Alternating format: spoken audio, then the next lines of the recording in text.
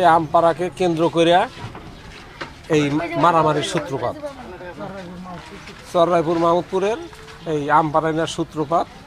আর আমরা হলো মিডিল পয়েন্টে, ওরাও এসে এখানেই আমাদেরকে ধাওয়া করে, ওরাও এসে আমাদের এখানে এসে ধাওয়া করে আমার এই যে 3টা দোকান সম্পূর্ণরূপে ভাঙচুর করে থিয়া গেছে। আমপাড়া নিয়ে মারামারি বাজছে, আমরা জানি না, ছেলেপেলে নাই, কেউ আমার বাড়িতে নাই, কেউ একটা মানুষ নাই। আমি তো একলাই বাড়িতে ছিলাম, আমি তো ওরকম তরাইসে হয়ে হাত পা কেঁপে অস্থির হয়ে গেছিলাম। আমার বাড়িও 3 রাস্তার মোড়ে বাড়ি, আমার বাড়িটি হুমকি পাইছে, সামনে পাইছে, আমার বাড়ির বাড়ি বেশি তসরস করে ভেঙে থুয়ে গেছে। খাট, ফ্রিজ, শোকেস, তারপরে হলো চেয়ার, টেবিল, টিপি, মেলা তো ছোটোখাটো জিনিস তো নিয়েই গেছে।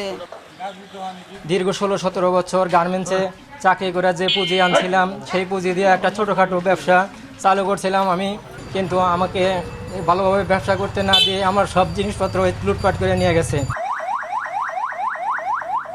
এই ঘটনায় মামলা রুজু করা হয়েছে, 2টি মামলা রুজু হয়েছে।